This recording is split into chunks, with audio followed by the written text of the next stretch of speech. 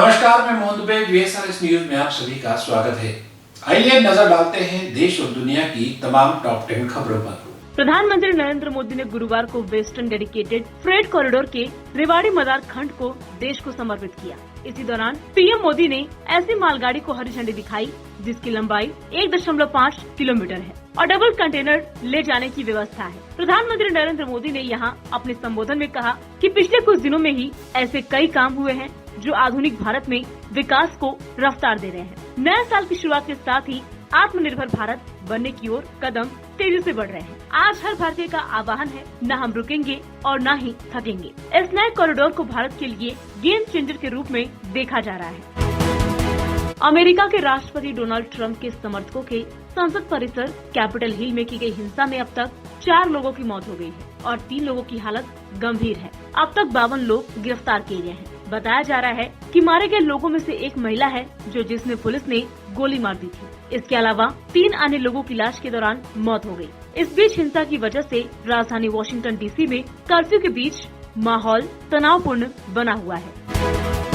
कृषि कानूनों के खिलाफ आंदोलन का आज 43वां दिन है। किसान आज दिल्ली के चारों तरफ ट्रैक्टर मार्च निकाल रहे हैं। उनका दावा है कि इस मार्च में 60,000 ट्रैक्टर शामिल हैं। ये मार्च सिंघू बॉर्डर से टिकरी, टिकरी से शाहजहांपुर, गाजीपुर से पलवल और पलवल से गाजीपुर तक निकाला जा रहा है। किसानों और सरकार के बीच 4 जनवरी की मीटिंग बेनतीजा रही और अगली तारीख 8 जनवरी तय हुई है। अगली मीटिंग में कृषि कानूनों को वापस लेने और MSP पर अलग कानून बनाने की मांग पर बात होगी। ये 9वें दौर की बैठक होगी। इससे पहले सिर्फ 7वें दौर की मीटिंग में किसानों की 2 मांगों पर सहमति बन पाई थी। बाकी सभी बैठकें बेनतीजा रही।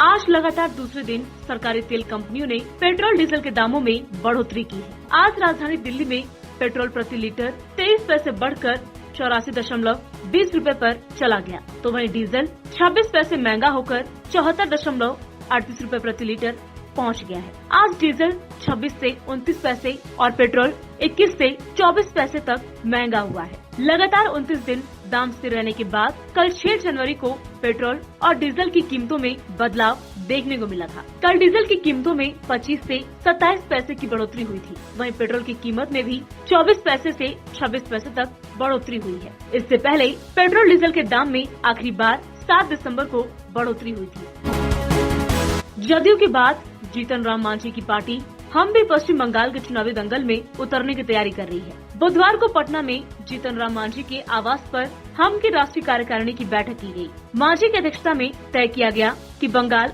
उत्तर प्रदेश सहित देश में जहां भी विधानसभा चुनाव होगा वहां हम पार्टी पूरी दमखम के साथ अपने उम्मीदवार उतारेगी। साथ ही प्रवेश इकाई को भी भंग करने का फैसला किया गया। मांझी ने कहा कि हम बिहार के मुख्यमंत्री नीतीश कुमार के साथ हैं और बंगाल, दिल्ली, उत्तर प्रदेश, झारखंड एवं अन्य राज्यों में भी संगठन के बल पर पार्टी चुनाव लड़ेगी। गठबंधन पर उन्होंने कहा कि परिस्थितियों के हिसाब से उसकी चर्चा हम लोग बैठकर करेंगे। उत्तराखंड के पूर्व मुख्यमंत्री और वरिष्ठ कांग्रेस नेता हरीश रावत ने मोदी सरकार से कांग्रेस की अंतरिम अध्यक्ष सोनिया गांधी और BSP प्रमुख मायावती को देश का सर्वोच्च नागरिक सम्मान भारत रत्न दिए जाने की मांग की है। बिहार के मुख्यमंत्री नीतीश कुमार ने इस मांग पर चुटकी ली।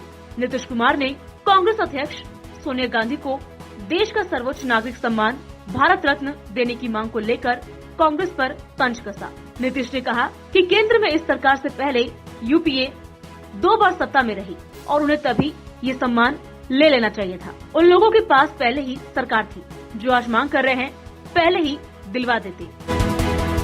महाविकास अघाड़ी सरकार जल्द ही मुंबई सेंट्रल रेलवे स्टेशन का नाम बदलकर नाना शंकर स्टेज टर्मिनस करने जा रही है। मार्च 2020 में विधानसभा ने सर्वसम्मति से स्टेशन का नाम बदलने के प्रस्ताव को पास कर दिया था, लेकिन कोरोना और लॉकडाउन की वजह से यह उस समय संभव नहीं हो सका था। बुधवार को सांसद अरविंद सावंत ने कहा कि पश्चिम रेलवे ने स्टेशन का नाम बदलने को लेकर सकारात्मक रुख दिखाया है। अरविंद सावंत ने 6 साल पहले राज्य और केंद्र को पत्र लिखकर नाम बदलने की मांग की थी। अरविंद सावंत ने कहा कि इस मांग को राज्य मंत्रिमंडल ने मार्च में मंजूरी दी थी और अब इसे केंद्र की मंजूरी का इंतजार है। कुंभ का आरंभ हो चुका है। 1 जनवरी 2021 से 27 अप्रैल 2021 तक कुंभ का आयोजन किया जाएगा। कुंभ में शाही स्नान का विशेष महत्व है। कुंभ में पहला शाही स्नान 11 मार्च को है। इस दिन महाशिवरात्रि का पर्व है। इस दिन होने वाले शाही स्नान को खास माना जा रहा है। इस कुंभ चौथा और अंतिम शाही स्नान 27 अप्रैल को होगा। पंचांग के अनुसार इस दिन वैशाख की पूर्णिमा तिथि होगी। कुंभ स्नान से ग्रहों की अशुभता भी दूर होती है। धार्मिक ग्रंथों में कुंभ के बारे में बताया गया है कि कुंभ में सभी देवी देवता प्रवासी के रूप में निवास करते हैं। कुंभ में सबसे श्रेष्ठ प्रयाग के कुंभ को माना गया है। प्रयाग को इसीलिए तीर्थराज कहा गया है। पौराणिक ग्रंथों के अनुसार कुंभ में स्नान करने से सभी प्रकार के पापों से मुक्ति मिल जाती है।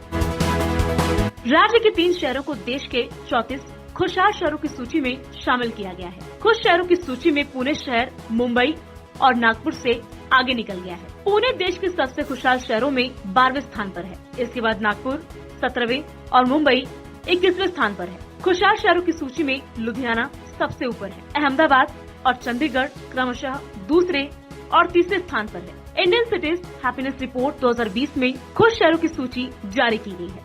राजेश पिलानिया ने अक्टूबर 2020 से नवंबर 2020 के बीच देश भर के कई शहरों के 13,000 से अधिक नागरिकों के परामर्श से इस सूची को संकलित किया है। पुणे मुंबई महामार्ग पर आए दिन दुर्घटनाओं में कई लोगों ने अपनी जान गंवाई है। मावल तहसील के देहू रोड सेंट्रल से कार्ला के बीच बार बार ट्रैफिक जाम और दुर्घटनाएं बढ़ गई हैं। इस कारण से यहाँ 6 स्थानों पर ओवरब्रिज बनाए जाने की सख्त आवश्यकता है। ऐसी मांग एनसीपी विधायक सुनील शेल्के ने सोमवार को नई दिल्ली में केंद्रीय सड़क परिवहन मंत्री नितिन गडकरी से की है। मावल तहसील के देहू रोड सेंट्रल, सोमाटणे, लिम फाटा, तलेगांव दाभाड़े, बड़गांव तलेगांव फाटा, कान्हे फाटा और कार्ला आदि स्थानों पर कई वर्षों से लगातार दिन में कई बार ट्रैफिक जाम हो जाता है।